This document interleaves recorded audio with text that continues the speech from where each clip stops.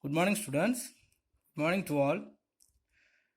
And last day we have studied about the classifications of companies, right? And yesterday also it was completed. But today also just we will remain about the same portions what we have studied on last day, and just we will study the new concept. Okay. So in the types of companies we have studied, we can classify the companies on the basis of more things, on the basis of incorporations and on the basis of membership, on the basis of members liabilities, on the basis of control of members and the nationalities. And first we have studied the classification of companies on the basis of incorporations. So in on the basis of incorporations, we can classify the companies as three types. First one is chartered company. The chartered companies are established the king or queen of a countries. And all the powers and privileges of chartered companies is specified in the charter. Charter means it's one of the document related by the company. So power to carry their charter is vested with the king and the queens. For example, East Indian companies and Hudson Bay companies and something. And not only that, such companies cannot be started in India because the India is a democracy nation. And next, the statutory companies. The statutory companies are established by a special act made in a parliament or state assembly. The constitutions of a company is specified in the memorandum of associations and rules relating to day-to-day management. The day-to-day management and all the constitutions of company is specified in the memorandum of associations. So we will study about the memorandum of associations on today. Okay. Next, association not for profit. So this is also we have studied. The central government by the license grant and associations may be registered as a company with the limited liability or without using the words limited or private limited as a part of its name. So many of the charitable trusts and some of the organizations by having the aims at the promotion of sports, commerce and arts and science, religions is an example for the associations not for profit. Next is the classification of companies on the basis of membership. So on the basis of membership also we can classify the companies as a two types. First one is private company, next one is public company. So the private limited company is a type of company which is formed with a minimum 2 shareholders and 2 directors. So even a single person can able to start at the company, but he must has the 2 directors and 2 shareholders, because the shareholders and the board of directors is the most important things in a private limited companies.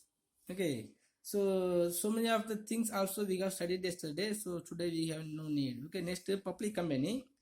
So except the private company, all the public companies may be said to be an association which consists of at least 7 members and has a minimum paid of capital of rupees 5 lakhs, and the subsidiary of a company which is not private company, just by having the rules of or any of the government organizations conducting the company, that is called public company. Next, classification of company on the basis of liabilities. So on the basis of liabilities, we can classify the companies as two types. One is the company limited by shares and company limited by guarantee. So company limited by shares mean a company limited by a shares is a company in which the liability of its member is limited by its memorandum to the amount if unpaid on the shares respectively. So in this memorandum of associations, if they have mentioned the shareholders are having some of the limitations by shares, if shareholders having the limitations by their amount of shares, that company is called company limited by shares. The companies limited by shares may be either public companies and the private companies. Next, the company limited by guarantee. So this is also will be the same like a company limited by the shares. So here what's the different mean is that a company limited by guarantee is a company in which the liability of its members is limited by its memorandum to such an amount as the members may be respectively undertake to contribute to the assets of the company in the event of its being winding up. In this memorandum of association, if it is mentioned when the company is going to winding up, some of the persons will have some of the limitations. Limitations means the responsibilities. So if the liability is mentioned in the memorandum of associations, so that company is considered as a company limited by a guarantee. Okay, some of the persons only have announced the liability of taking the guarantee if any of the problem is raised in our companies when they are going to winding up, the particular persons only will have the responsibilities. Next, classification of companies on the basis of control. So on the basis of controlness, who has the control? On the basis of the control, the power of control, so we can classify the companies as three types. First one is government company. So the Public Enterprises Incorporated under the Indian Companies Act 1956 is called a government company. If any of the companies is formed on the basis of Indian Companies Act 1956, that all the companies considered as a government companies. The government companies mean this government may be as a state government or a central government. For example, the Steel Authority of India, Indian Oil Corporations, Oil and Natural Gas Corporations, Bharat Heavy Electrical Limited, everything is also considered as a government companies. But the government companies can able to issue the shares and debentures. But these companies are registered as a private limited companies, though their management, their control vests with the government. Next, holding company. This holding company means some of the control the composition of the board of directors. As exercises or controls more than one half of the total share capital either at its own or together with one or more of its subsidiary companies. When any of the companies are having the more shares means above 51% of the shares is another company, that is called holding company. Next, the subsidiary company.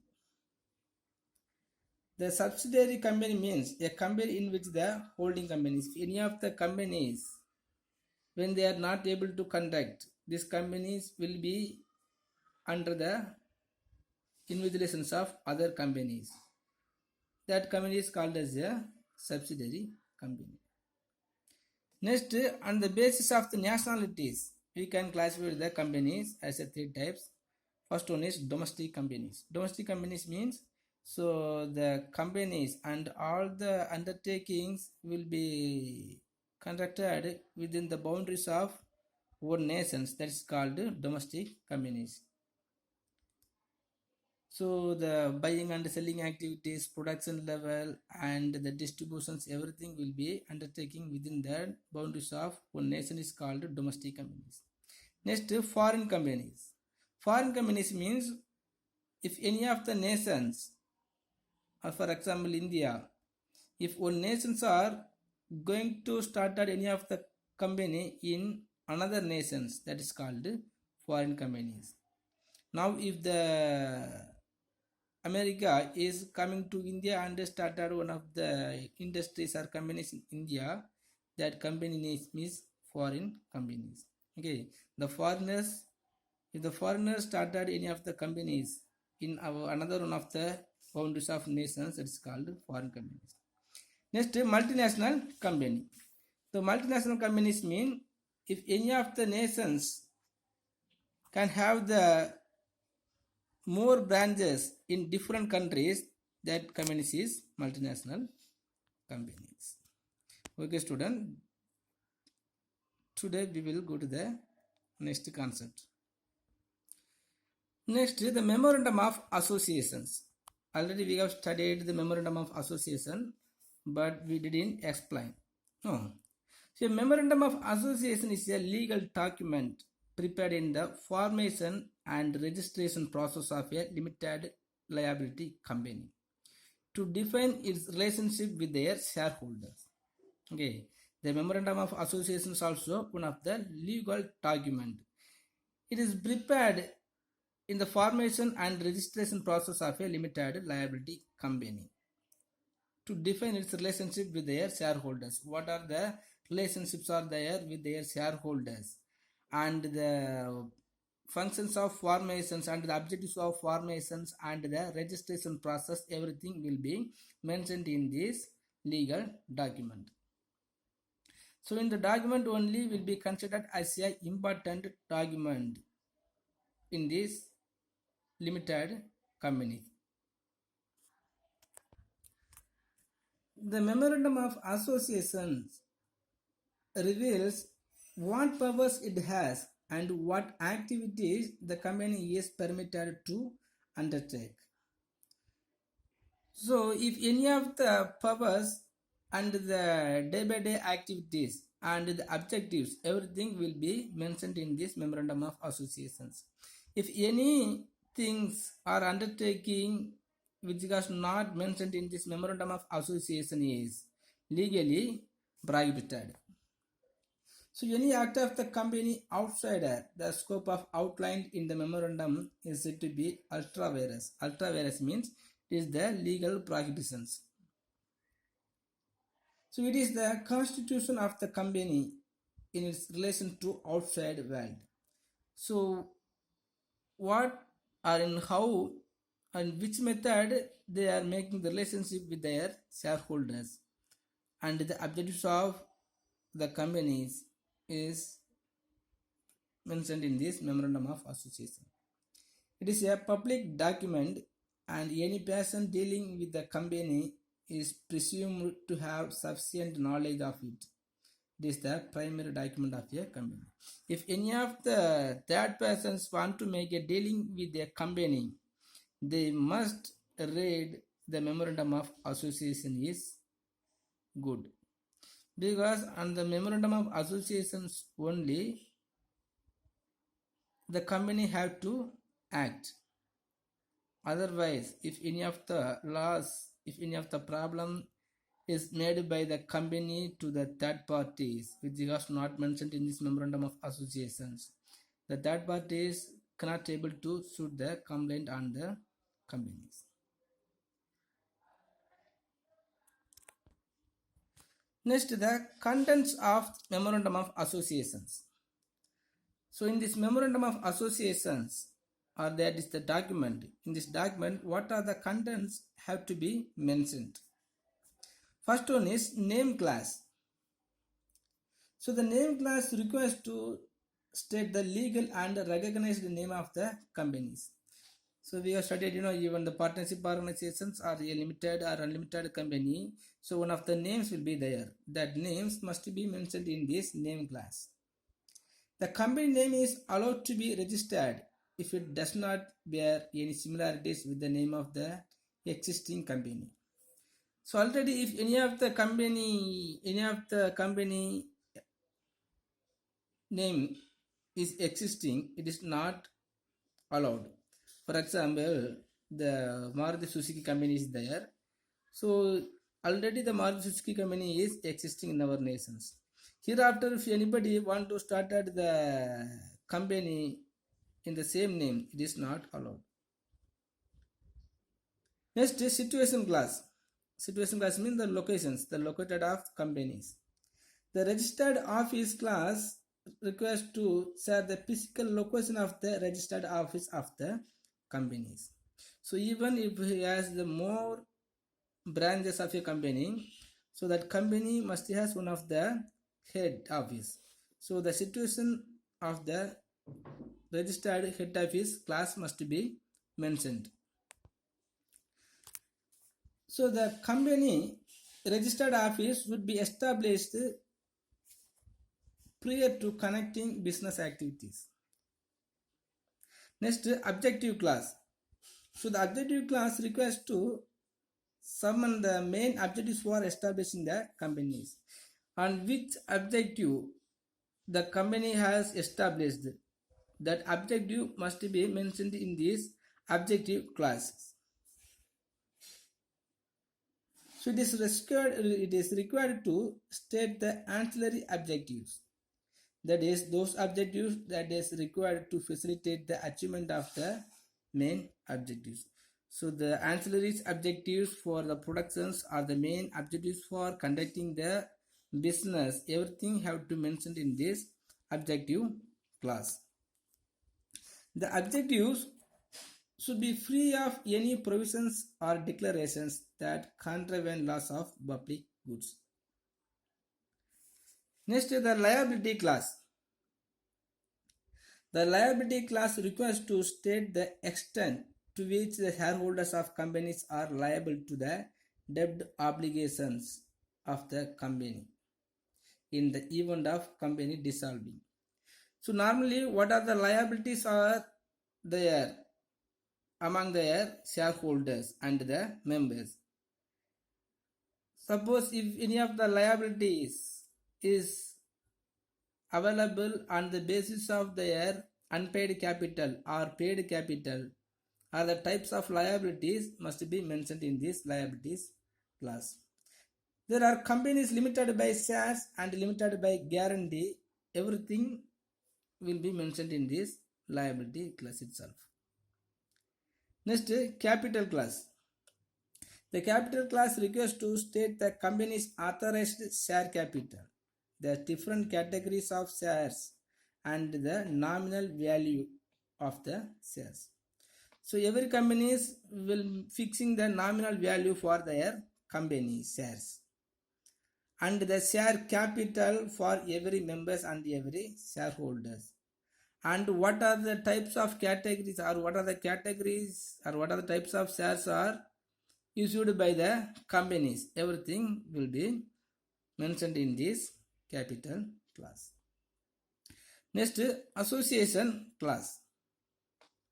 The association class confirms that shareholders bound by the memorandum of association are willingly associating and forming a company. So in this association class, we have to mention the real relationship with their shareholders. If the shareholders are really bound by the memorandum of association or not, everything will be mentioned clearly in this association class. It is required 7 members to sign an memorandum of association for a public company, and not less than 2 people for a memorandum of association of a private companies. So in this association class, some of the signatures of 2 members which has already signed in the memorandum of associations. The signing must be done in the presence of witness, who must also append his signatures. Those signature has more value, that person's signature must be mentioned. So in this memorandum of association, there are 6 contents are there. So the name class, situation class, objective class, liability class, and the capital class, and association class. Next, articles of associations. The articles of association means the rules of procedures. The articles of association is a document that contains the purpose of the company as well as the duties and responsibilities of its members. So the articles of associations contains the duties and responsibility of its members and the purpose of the companies. Okay, so the articles of association is also one of the legal document. This document contains the purpose of the companies as well as the duties and responsibility of its members. So it is an important document which needs to be filed with the register of companies. When we are going to registering the companies, we must submit the articles of associations in front of the registrar. These are by laws of company that defines the mode and manner in which the company's business is to be carried on. In which way the business is going to carried on, the details on that must be mentioned in these articles of associations. And in these articles of associations also contains some of the contents. So like a memorandum of associations. Here what are the contents has to be mentioned? I mean, the amount of shares, capital, value and types of shares. So the company will issue the different type of the shares and the value of the shares, the two type of the value, the face value and the nominal value, and the amount of capital and the types of shares. So everything will be mentioned in these articles of associations. Next, rights of each class of shareholders regarding voting, dividend, return of capital. In every companies will providing the power of voting and the amount of dividend and the return of capital if any profit is arised in these companies. Okay, and in which rights they will get back, and all these things is mentioned in these articles of associations. Next, rules regarding issue of shares and debentures. So when the companies are going to issue the shares, they must have some of the rules. So all the rules related to the issues of shares must be mentioned in these articles of associations. Next, procedures as well as regulations in the respect of making calls on shares. Making calls on shares means when they are issuing their shares, if the shareholders are not paid, the company will calls to pay to the shares. Okay, for that any of the procedures are there, procedures is there, they have to mention it. Next, manner of transfer of shares. The different companies are having the different mode of way to transferring the shares. If it any rules are there, that also have to be mentioned. Next, declaration of dividends. In which method the dividends going to divide among their members. Next, the borrowing powers of the companies. So every companies will have the ratio of borrowing powers, because on the basis of issuing shares or the number of the shareholders only, one company can have the power to borrow the money. So the borrowing power of the companies also have to mention in this. Next, rules regarding the appointment, remunerations, removal of directors. Okay, if the companies want to appointing any of the laborers or fixing the remunerations or removal of the directors, so every rules has to be mentioned in these articles of associations. Next, procedure for conducting proxy quorum meeting. So the proxy means the helper and the quorum and meetings is the same meanings. If they are conducting any of the quorum or meeting, so the procedure for that is mentioned. Next, procedures concerning keeping of books and audits. If the companies must be conducting any of the books and auditing, so what are the procedures, in which procedures they have to concerning the books and audit must be mentioned. Next, seal of the companies. Already we have studied every companies must be having the seal. So the seal, the informations about the seal of the companies also mentioned in these articles of association. Next, the procedures regarding the winding up of the company. When the company is going to winding up, in which position they have to winding is mentioned in these articles of association. Okay, student. Next, prospectus. So one of the word, the prospectus is also maintaining in the companies. So what's the meaning of prospectus means? So according to section 236 of the Companies Act, if any document inviting the public to buy its shares or debentures comes under the definitions of prospectus. So normally the companies will issuing the advertisement or inviting the public to buy its shares or debentures. It is considered as a prospectus. It also applies to advertisement inviting deposits from the public. If the individual persons want to depositing or purchasing the shares on the basis of their invitations only, they can come. The inviting, the document of inviting is considered as a prospectus. The prospectus also must be containing some of the contents. So what are the contents must be contained by the prospectus? So the prospectus contains the main objectives of the company, the name and addresses of the signatories of the memorandum of association, and the number of shares held by them. First, the main objectives of the companies must be mentioned in this prospectus. Next, the name and address of the signatories. Next, the memorandum of association and the number of shares held by them. Everything mentioned in this prospectus. Next, the name, address, and occupations of directors and managing directors. So everyone's address must be mentioned in this prospectus. It will be helpful to the shareholders if any of the problem is arised. Next, the number and classes of shares and debentures is. Okay, so per every year, in which amount they are going to issuing the share is must be mentioned in this prospectus.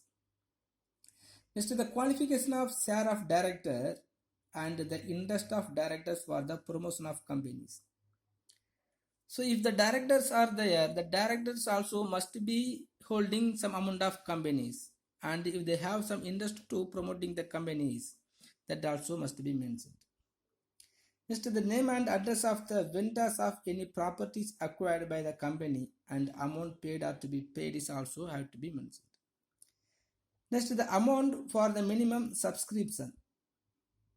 So I will tell later about the subscription. Next, if the company carrying on business, the length of time of such businesses. So that is the lifetime of the lifespan of the companies is must be mentioned in this prospectus. Next, the estimated amount of preliminary expenses. So when they are established the companies, the preliminary expenses or the preliminary expenses of issuing the shares or purchasing the shares is must be mentioned in this prospectus. Next, names and address of the auditors, bankers of the companies. Which auditor is going to audit of the companies and which bank is providing the financial facilities for their companies also must be mentioned.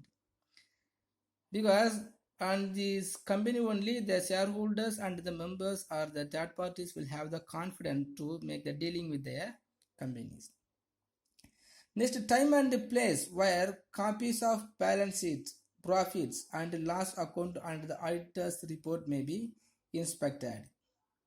So whenever the company is going to audit, that time, place and the auditor names must be mentioned in this prospectus. Next, the auditor's report submitted must deal with the profit and loss of the company for each year of 5 financial years immediately preceding the issue of prospectus.